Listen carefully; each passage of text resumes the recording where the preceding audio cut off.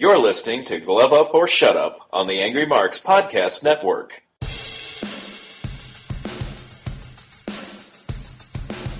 You're listening to Glove Up or Shut Up on AngryMarks.com with Peter H. and Stevie J. Find them on Twitter at HardcoreCDN and at AngryMarks. And now, for all news, reviews, and interviews in mixed martial arts, it's time for Glove Up or Shut Up from AngryMarks.com.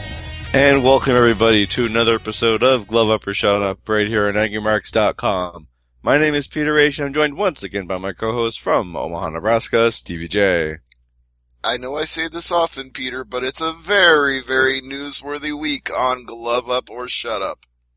Absolutely. Lots of news to get to, plus the UFC on Fox Sports 1 card with I think it's FS1's first title fight on their show, so that'll be good to watch. But Stevie, speaking of watching stuff, I didn't know there was a CFL game this past weekend. I thought you were going to ask me if I watched the NSAC hearing. No, I did not. No, apparently, I didn't know Minnesota had a CFL team. It was the third coldest NFL playoff game in history. Yeah, you're talking. It was like. Go ahead. Oh, it was like -2 or -3 Fahrenheit at kickoff, which is like -15, -20 Celsius. Right. Which, I almost wanted to say it was the frozen tundra, but they've already got like the frozen tundra in Green Bay, so what do you call the one in Minnesota? I think you can just call it frozen tundra no matter where it is now. I think that term has become part of the lexicon. And for those who think that the Super Bowl in 2018 will be played at that stadium, no, it's actually going to be in Minnesota's new domed stadium. So there's no chance of a snowy Super Bowl in Minnesota in a couple of years. No, that's why they were talking about WrestleMania 33 being in Minneapolis, because the new Metrodome will be done by then. Yeah, but they need a star from Minnesota first. Did you seriously just say that? No. I waited for your reaction on that one. All they have to do is book Brock Lesnar and the place will sell out. They don't need to do anything else. No. Do you ever wish he could come back to UFC? Nah, I already got to see him fight in UFC while he was still there, and I got to see it in Minneapolis, so I got everything I wanted out of his run. Yeah, it's a shame because at his peak he was pretty dominant. Well, he's still the man right now. I mean, just look at what he did on Raw this week. He went in there, cleaned house on 25 or 30 superstars, got the biggest reaction of anybody there, and then just for good measure, he gave the F5 to Roman Reigns. Well, it's like, I was trying to think of an MMA comparison to it, but it's like, okay, you go fight Kane, and you go fight Kane. No, just go and attack him. What are you going? He's that way. Like, alright, so we got lots of news. Let's just get right to it. I could start anywhere, but we should start with the big double main event coming up in March, and it's a fight that we talked about on this very show last week, 2 weeks ago. I believe it's title for title, if I'm not title for title, but it is for the 155 title at least. Conor McGregor against Rafael dos Anjos. Well, here's the situation.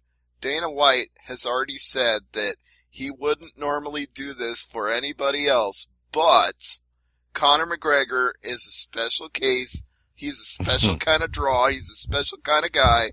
And because he's so special, they're going to let him keep the featherweight title and challenge for the lightweight title. So only one title is on the line in this fight. Okay, so it's for the 155 strap, and if this happens, he'll be the first double champion in UFC since Dan Henderson with the 2 Pride belts, I suppose. Right. There have been 2 weight class champions, but not 2 at the same time. The only other person I could think of currently who would even fit that category would be David Branch in World Series of Fighting, because he's the middleweight and the light heavyweight champion. Yeah, but as far as UFC is concerned, no one's held 2 UFC titles at the same time. I wouldn't say 99.9999999% sure, but yeah, probably that's true. Yeah, so we've already had the trash talk from McGregor, and not a statement I would have gone with, but he says he's going to behead that American gringo. Okay, sure. That's the typical Conor McGregor smack. We've had Manny being Manny, Chael being Chael, and now Conor being Conor. Mm-hmm. You know, I mean, at least we can say that he's clean. There's no issue of a drug failure or a hearing in front of the Nevada State Athletic Commission. Right. And we'll get to the NSAC in just a second, but I did mention double main event. Why don't you tell everybody I think this fight might be the main. I'm not 100% sure what they might flip it to. Conor could be the main, but this is definitely the co-main. And it's another title fight. Yes. And it has very interesting implications for UFC 200 and for a potential trilogy fight. Because Holly Holm will be making her first title defense against Miesha Tate. So if Tate wins, we get that third fight with Rousey, except this time Tate's the champion instead of the challenger. And if she loses, then Holm makes her first title defense successfully before a rematch with Ronda Rousey. So, in my view, it is a no-lose proposition. The only way it could be a lose situation is we could have a 5-round war and they won't be able to defend that title at UFC 200 because they'll still be on the shelf. In other words, they both just completely destroy each other in the fight? Is that what you're saying? Pretty much. We could have a 5-round war. Yeah, I suppose anything is possible, but I got a feeling it's going to go one of two ways. It's going to be Miesha Tate shows us the best Miesha Tate that we've ever seen in any of her fights ever and proves why she's the number one contender, or Holly Holm just completely outboxes her and humbles her. Is there anyone in that division who has a better stand-up or striking game than Holm? I wouldn't say that Holm's striking is unbeatable, just that you've got to really step your game up to be at her level. Well, I'm trying to think who in that division is comparable.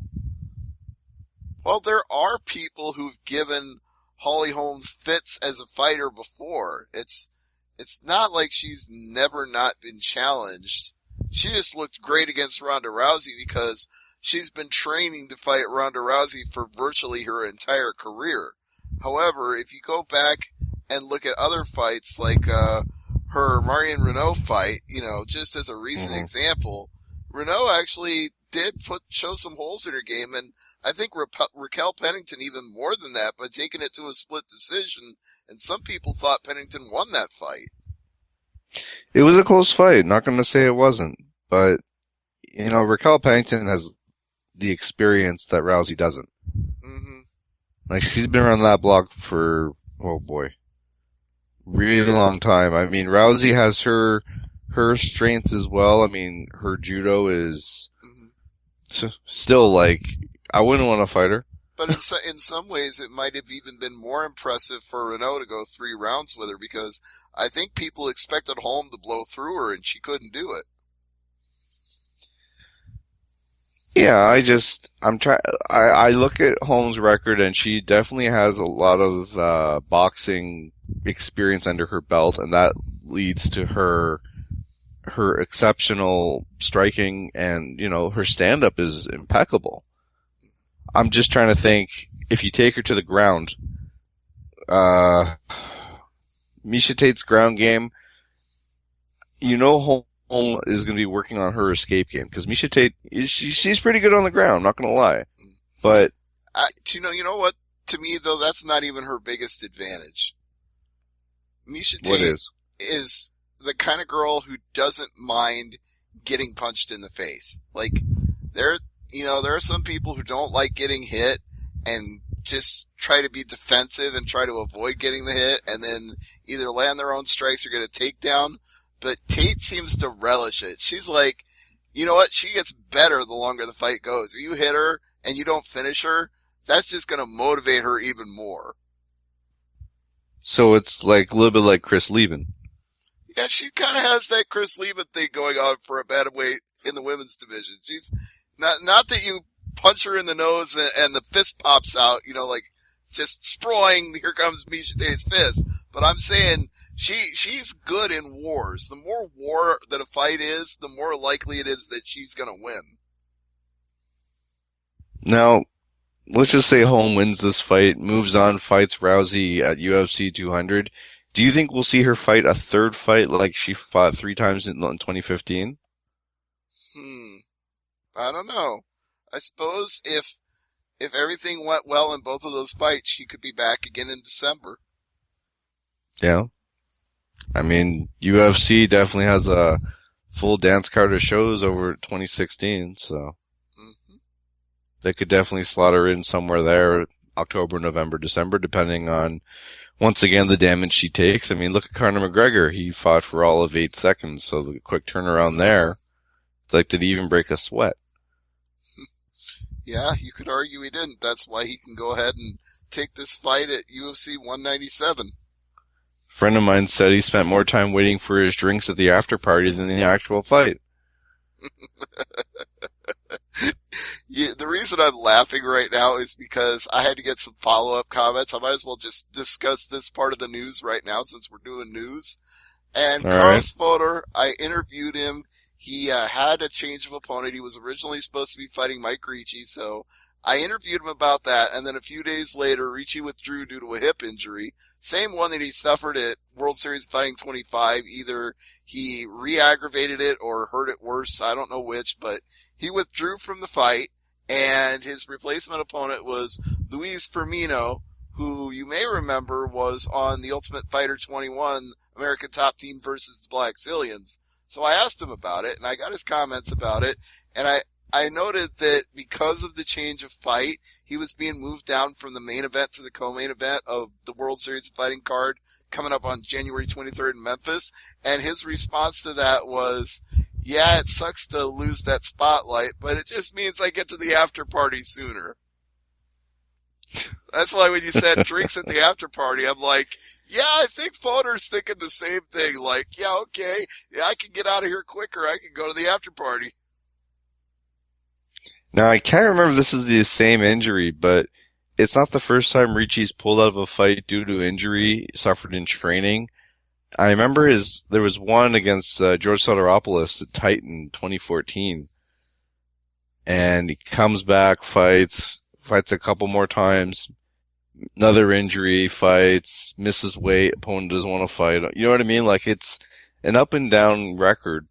So, I'm not saying he should retire, but if it's back-to-back pulling out of fights due to a hip injury, which was being reported by various sites, you're not that old, and to be suffering hip injuries in training, I mean, he's only 29. He won't be 30 until March. Right.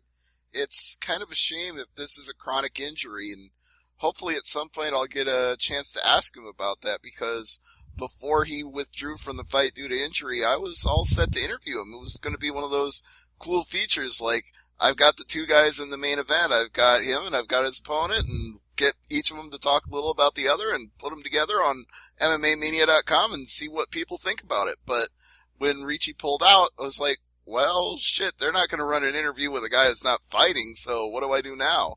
But hopefully I'll get a chance to talk to Luis Firmino next week. But in the meantime, you definitely do have to wonder if this is going to curtail Ricci's career, because to be that young and to have a recurring hip injury, that's definitely the kind of thing that'll shorten your career, because it's the same problem as if you have chronically bad knees. If you blow out your knee in every fight, you're not going to be fighting very long.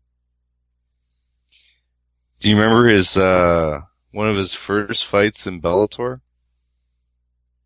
Who? Ricci. Shit.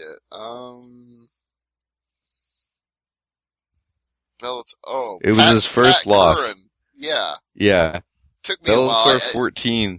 I'm not even sure if I was probably watching Bellator back then, but I didn't start going to Bellator until like Bellator 26. So it's pretty close. I'm trying to remember which was the earliest Bellator I saw. I can't remember if I saw that one or not. But Bellator, it was season 2 lightweight tournament. So it was way back in the early days of Bellator back in 2010. That's what I'm saying. It might have actually been before my time. This might have been when they were on, what were they on? Fox or Fox Sports Midwest or something at the time? Could be Midwest, yeah. Or they were on MTV2, or they had some pretty small outlets when they first got started. Destination America, Pop TV. Oh wait, no, sorry. Neither of those were even around back then. I'm trying to dig into our archive right now and see how far back our Bellator recaps go. So this should be amusing. Let's find out. I was checking this, and the only thing I find humorous is that, Pat Curran, I think I've heard of him.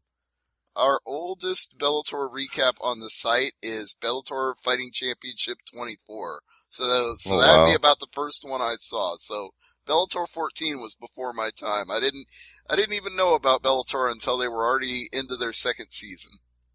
Well, Ricci stands at 11-4 right now, and his 4 losses. It's a good list of names on his record that, unfortunately he lost to, but Pat Curran, Darian Cruikshank, Colton Smith, and Miles Fury Jury. Yeah, so when he says that he's top 5 in the world, some people think he's completely full of crap, but when you look at the guys that he lost to, it's not like he was losing to scrubs. Now let's move on to a very outspoken fighter, one Nate Diaz. Oh, yes. He is the second fighter to be identified because the fighters are coming out on Twitter and saying, yes, I was one of the 3 that got dinged for the, what was it, like a failure to comply to the Reebok code, basically? Yeah, here's how it works. You're supposed to wear the fight kit at all and any official UFC events, and that includes your walk out to the octagon, that includes walking to the stage to weigh in, that includes any, press conference or media appearance. You wear what Reebok gives you to wear. You are not allowed to make any alterations or modifications or wear any non-Reebok equipment. Anything, even if you just, like with Donald Cerrone, all he did was put an American flag on his trunks. Nope. That's not why it was. What? It was a Budweiser patch. Well, somebody said it was initially the American flag that was why he got. I have the story here. He said, someone asked him on Twitter if it was a Budweiser patch, and he says, yeah, I sure did. And then they asked him how much did he get fined, and his words are, let's just say a lot. Think of a number, then double it. I know he said at some point it was more than $5,000. Whoa, that's a spicy meatball. Well, most people are assuming when he says more than 5,000, it's so much more that he doesn't want to say. No. But this is them putting the hammer down on the Reebok deal. Now, as far as Diaz is concerned, his tweet, I'm going to read it verbatim, and I apologize for my French. Those were hashtag Reebok jeans. You should have just kept the whole check. I don't need that baby-ass shit anyway. And then a picture of a gun, hashtag 1,000 piece, and like a email logo or something. I don't know. These emoticons, I don't know. It's like, great. That's an emoji of a gun with baby. Here's a shovel, Nate. Just keep digging. Mm-hmm. Like, I remember. Oh God, I swear to God, I cannot remember the year, but certain athletes and certain wrestlers should not be tweeting after a certain hour. Oh yes. Like, someone said that they should have like a breathalyzer. If you pass the breathalyzer, then you can tweet at 2 a.m. Mm-hmm. All right, so let's see what else was there. Was a lot of this stuff. I mean, we talk about McGregor and Holm. That's gonna be a great fight. there was talk about. Oh yes, I put a star next to this one for you, boss. Cyborg has 5 Invicta fights left, and she still hopes to face Rousey. Yeah. I know. No. Just, No, no. I'm done talking about Cyborg and Rousey. but she still has 5 fights with Invicta. It's kind of high. Well, since UFC is paying her contract, what do they care? I mean, Yeah, exactly. they're still going to show her fights on Fight Pass anyway. We might have a retirement coming up with Jimmy Hedges. He's had a lot of injury withdrawals, sort of like with Ricci, but we could see the end of Jimmy Hedges. That's unfortunate. It's a shame. It's a shame. He's a good fighter. Yeah. Oh, speaking of which, did you ever get that full list of all the guys that were cut along with Fabio Maldonado? No. My the page I was going to, it's FO or error 404. Okay. Well, I do have news about. Oh, sorry. Go ahead. I was going to say I can give you that full list since I didn't give it to you last week on the show. Okay. Here's everybody that got cut: Chico Camus, Fabio Maldonado, Kevin Souza, Eric Almeida, Bubba Bush, Michael LeBeau, Vernon Ramos, and Juwabuki Turgeon. Huh. Okay. So that basically, it sounds like a spring cleaning list. Yeah, pretty much. Bellator 151 has a co-main event. Right. Fernando Gonzalez and Michael Page. Yep. Venom makes his return, and Gonzalez makes his first fight back since he took a kickboxing bout with Paul Daly at Bellator 142. That was the tentpole show, right? Of course. And our next tentpole show is coming up in a little over a month in Houston. That's the one with Koscheck, but Koscheck just pulled out. No. That's not the tentpole show. Oh, okay. The tentpole show is Shamrock Gracie 3. Oh, yes. I thought they put Koscheck on that show as well for some reason. No, Koscheck withdrew from the fight you're talking about. Was originally the main event of Bellator at the end of this month, and he was supposed to be fighting Matt Secor. He withdrew from that due to injury. The new main event for that card is Andy Urick, former guest of our show, going up against Paul Daly. Damn, that could be explosive. I mean, that didn't sound right. What, you're worried about the Semtex spun there? Yeah, exactly. Justin Gaethje is fighting Brian Foster at World Series of Fighting 29 in March. Which makes sense. Foster earned the shot by winning the WSO of 25 lightweight tournament. Mm-hmm. But let's go back to Bellator because there's an interesting fight. I don't know. I'm trying to word this properly because I want to make sure I don't say the wrong thing here because this fight doesn't make sense to me. But if basically, I'm just going to come out and say it. Are you talking Derek about Anderson Ryan is Couture hurt. and Patricky Freire? Yes. Okay, well, yes. I can tell you why that makes sense, because Ryan Couture, as you were about to say, was originally supposed to fight Derek Anderson. Anderson beat Freire, beat him for the second time, so that was the natural fight to make next, but Anderson has to pull out due to injury. Freire is not injured enough that he can't go, so he's just stepping in to fill the slot. To me, it makes total sense. But it's a huge step up in competition for Couture.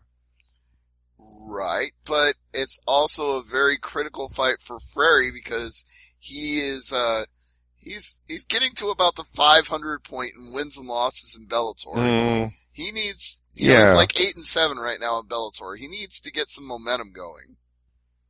But as I said, this is a fight for Couture where it's like he's slowly climbing that ladder, but the next few pegs have been taken out of the ladder and he has to jump up to that next step for fighting Pitbull.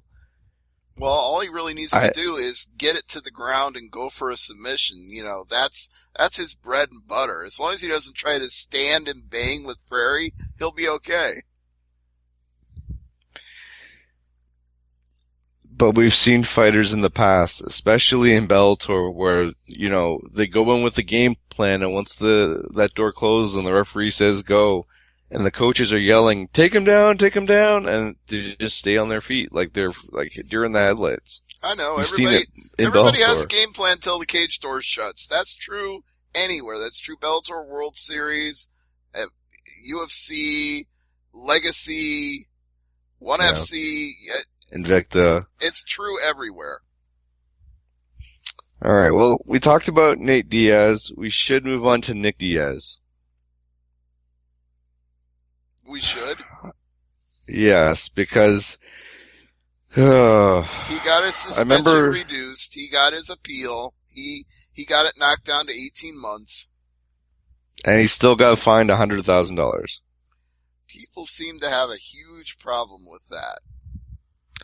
It's just because it's still a huge slap on the wrist. It's still a huge, like they stuck it to him because the original fine was like $165,000, and it's like we're not gonna let you fight for 5 years, and we're gonna fine you a crap ton of money, but now we're gonna settle out of court or whatever the term is. And it's going to be 18 months retroactive, so he can start fighting in August. There are some conditions, and he still has to pay $100,000, which isn't chump change. But he's being tested 3 different tests before his fight. He has to apply 30 days to get his fight license before a fight. Diaz's camp says no, there is no fight on the table as of yet. I don't know who you'd put him up against in that first fight, because he's going to come out really pissed off, to be honest. Mm-hmm. Because Diaz never starts a fight calm and collected, so. I don't know. I don't know in August or September when we bring up his name again, who you put him up against, because that weight class, it's so, how do I say this? Not volatile, but by August, it could be a totally different cast of characters. I agree. So, I don't know.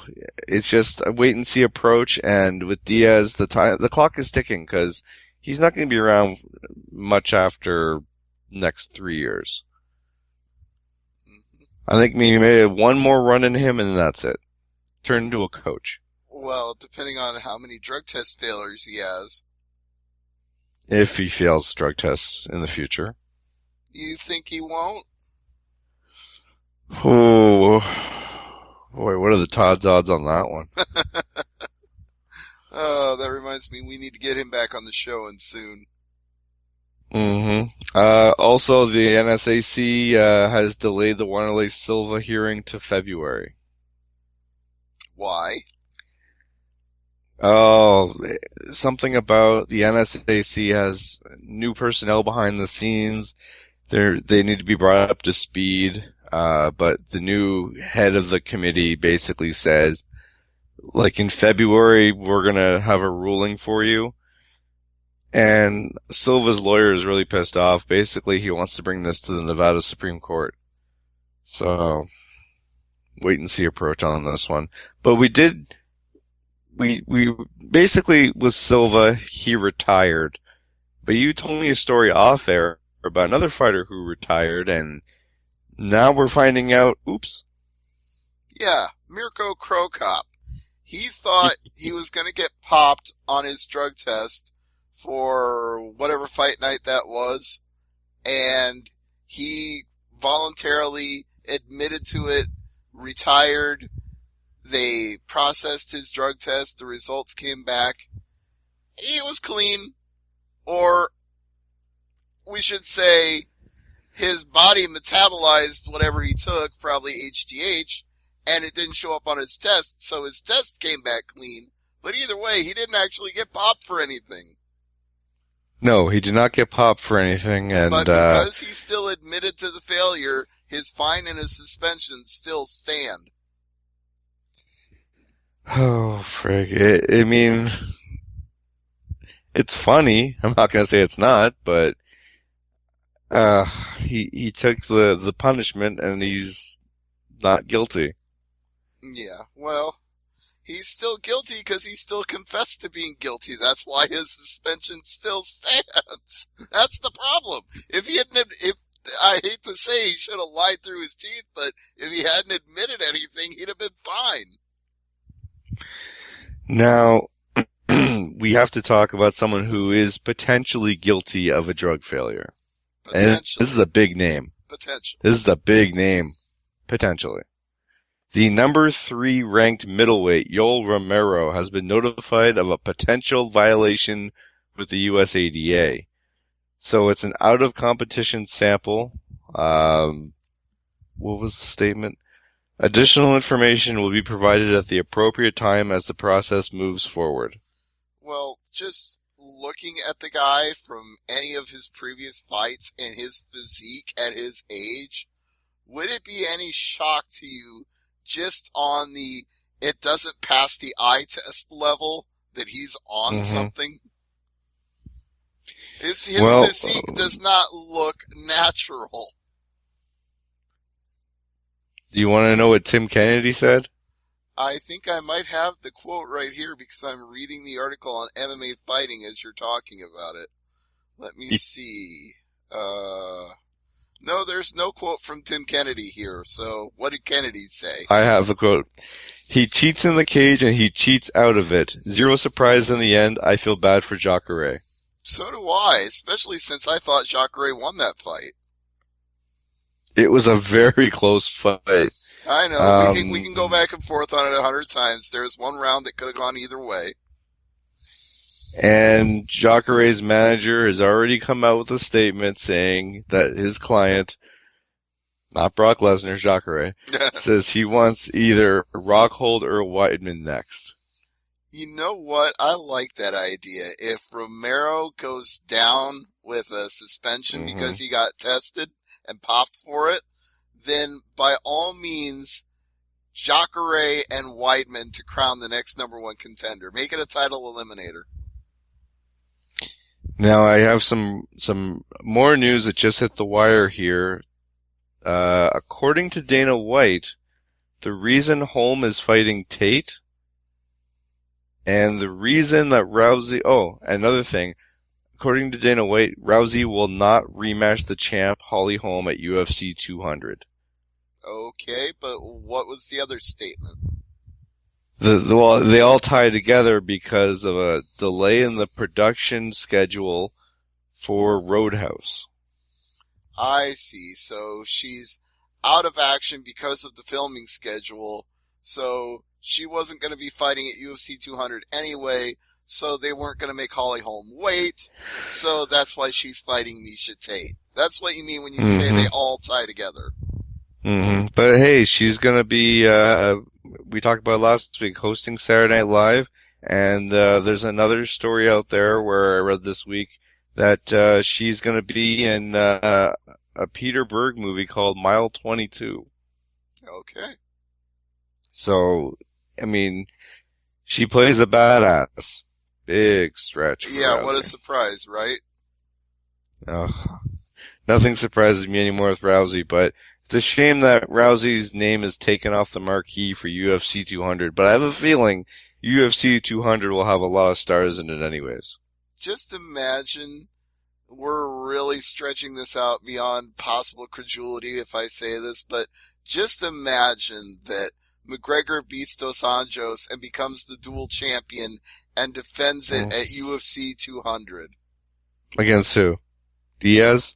Anybody. I mean, at that point, he's the weight champ of both classes, so you can make any fight and make that a huge fight. I mean, going against the dual champion, that would be the biggest fight ever. Can you imagine Nate Diaz and Conor McGregor, the trash talk with those two? I'd actually hire extra security. I'd hire a SWAT team. I would keep armed bodyguards around both of them at all times, and I would ban their fight camps from traveling with them. I would be like, you can only show up on the day of the fight in the fighter's corner.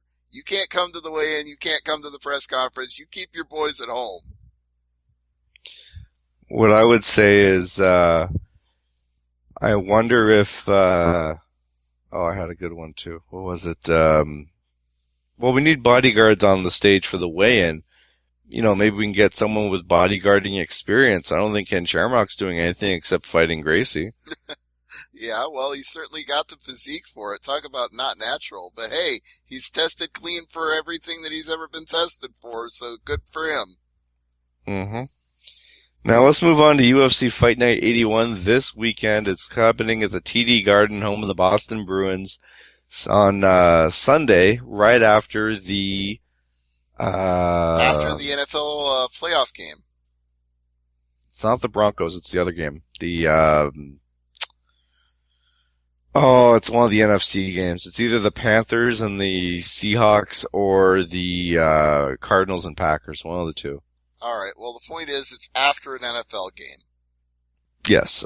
So you're gonna go football at 1, football at 4, UFC at 8, and the main card doesn't start until 10. So in theory, Sunday, if you're a sports fan, you have a lot of hours to get some comfortable food and enjoy lots of action. That's going to be a long day. I'm not even sure if I might have to watch that on replay the next morning if it goes too long, because that is a long-ass night. Why don't you have one of your sushi bowl things?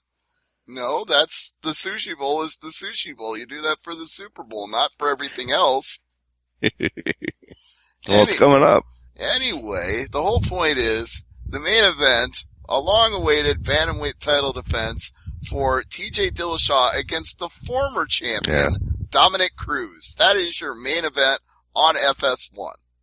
First title fight on FS1. It's a huge fight. I really hope Dillashaw wins this fight. I think it solidifies his legacy as the champion if he does, because Dominic Cruz has essentially made the argument that this title has always been mine.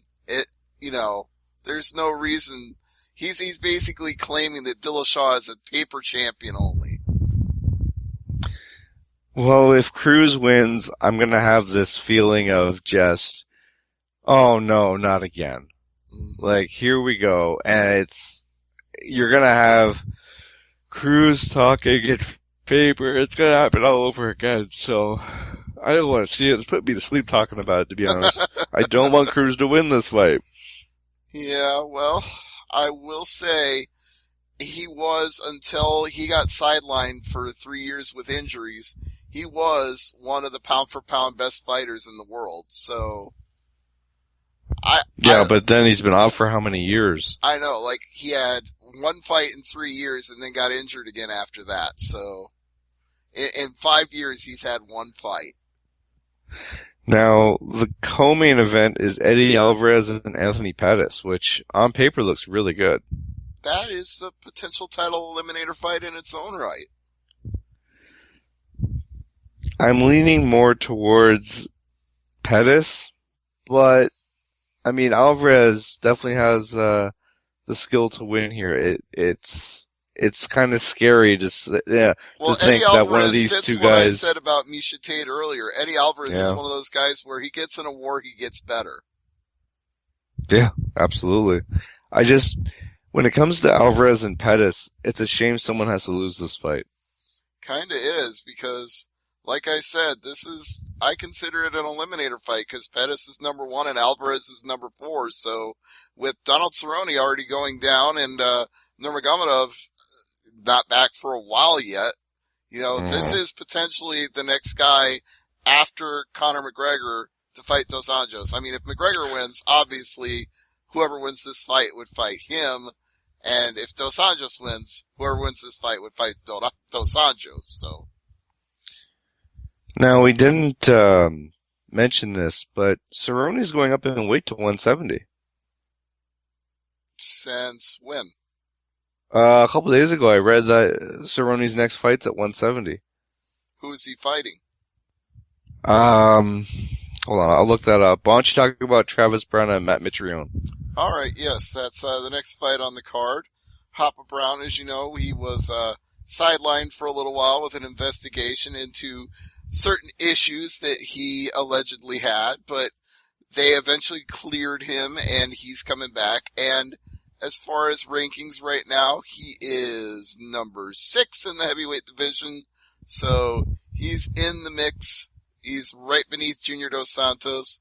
Matt Mitrione is all the way back at number 14.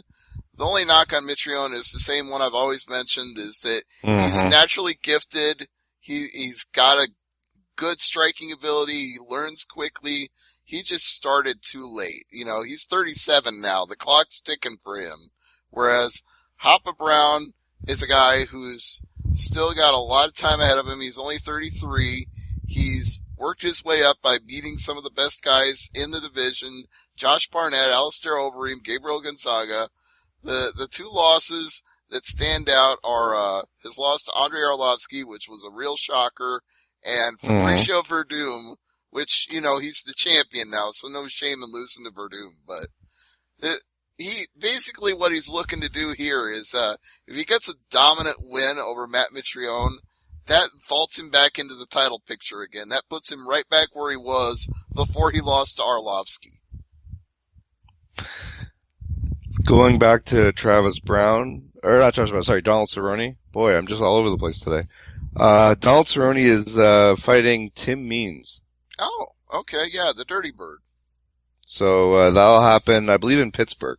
All right. UFC, I think it's a fight night, not too sure, but yeah, he's going up to 170 fighting Tim Means, which is a good fight to debut at 170.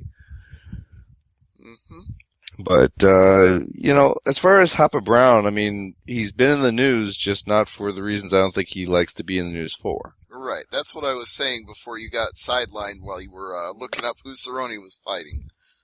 Yeah. And speaking of sidelines, let's use the word lines here for the betting lines, because we haven't talked about them yet.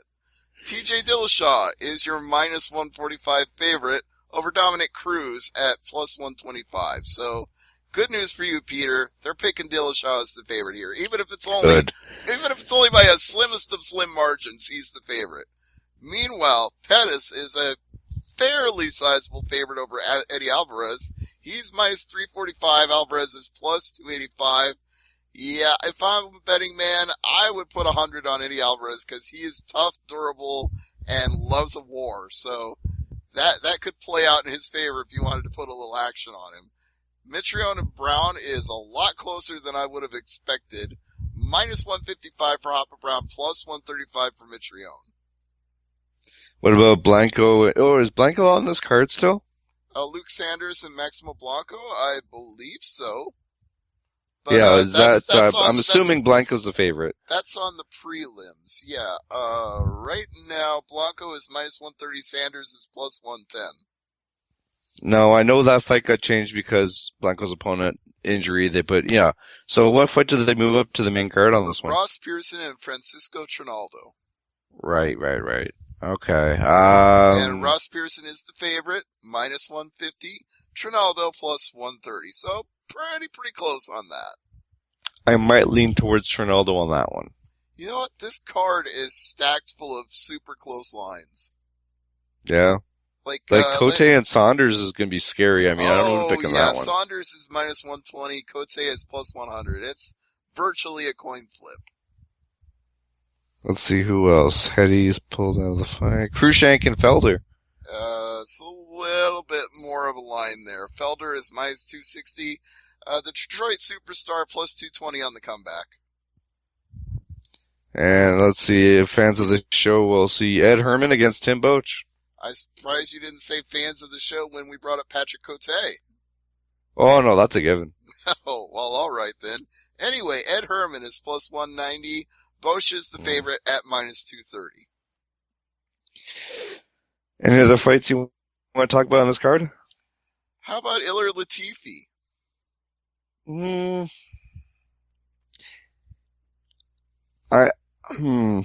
See, I think he's pretty much every single fight he's had, other than the fight with Gegard Mousasi, I think he's gotten better. Yeah. And better. The only fight where he got... I can't shake that Mousasi fight, though. Yeah, well, and he did get wrecked in the Blachowicz fight. But I still think Latifi is an improving fighter, and that's what I'm trying to say. With Mousasi, he was up against it. He was a late replacement. He did the best he could in that fight. I don't know. The Blachowicz fight surprised me. I thought we had, I'm not saying he's at the like Jekyll and Hyde fighter style right now, but this fight here, if he has another loss after this fight, I'm going to say he's in the Jekyll and Hyde category. But I think he has the potential here to win this fight and go back higher up on the card for his next fight. Right. It's actually much more of a risk right now to be Sean O'Connell, because you talk about Jekyll and Hyde. He lost to Ryan Jimmo and Gian Vellante. Then he beat Matt Van Buren and Anthony Peroche. So we have absolutely no idea whether he's the real deal or whether he's a flash in the pan. He needs to put together... Yeah, but Peroche has his bad nights, though. Peroche is a hit-or-miss fighter as well. Right, so that win may not mean as much as we think, which is why exactly. I'm waiting to see if the real OC is going to emerge at some point here. And if he beats Latifi, that might be the final, nail in the coffin. Then we could say, okay, he's the real deal now. We can seal his box shut. We don't need to question it anymore. But if he loses to Latifi, then like you said, Latifi gets reestablished and Sean O'Connell is an afterthought. Yeah, so check out that prelim fight. And then next week we're going to talk about World Series of Fighting, and I think Bellator as well next week.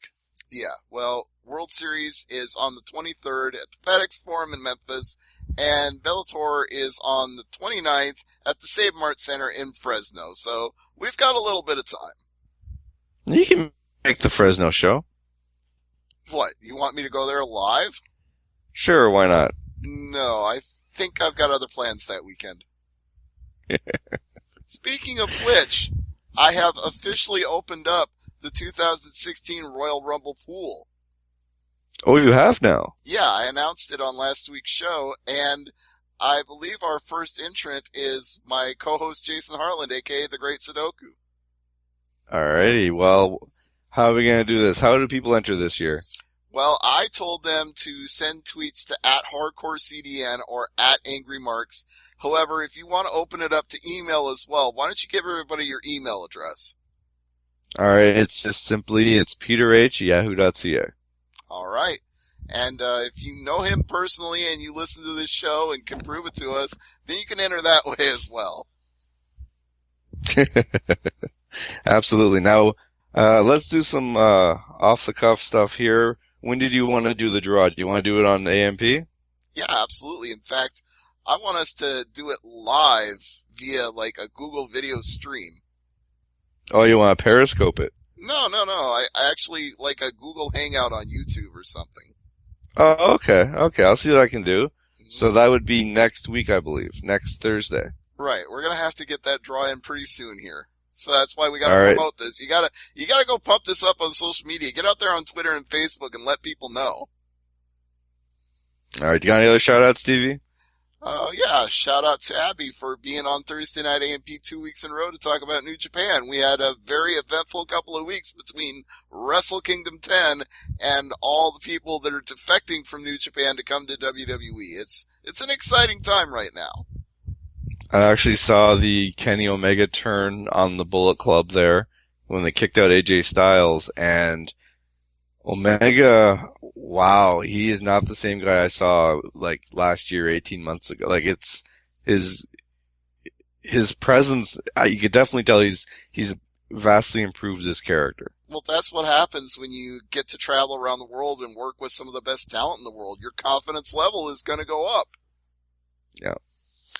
So, the only other shout out I have is, for my friend Amanda, who is, going out, she was in the reserve, she's actually going to training, and she's joined the armed forces full time, so she'll be out training for the next 6 months out at, up north there, and, she's a good friend of mine, so all the best, and I want to say as well, special shout out to the armed forces in Canada and the States and everywhere around the world, and thanks for doing what you do to keep us, keeping us free and peaceful, I suppose. Yeah. Well, hey, as long as we're giving out shout-outs, I want to give a shout-out to Gladys Gibson, a.k.a. Granny, because she just launched a Facebook page. She's your grandma, she's my grandma, she's everybody's grandma. We all love her appearances on the Brian and Vinny Show each and every Thursday night / Friday morning. So why don't you go like Granny's F4W page on Facebook?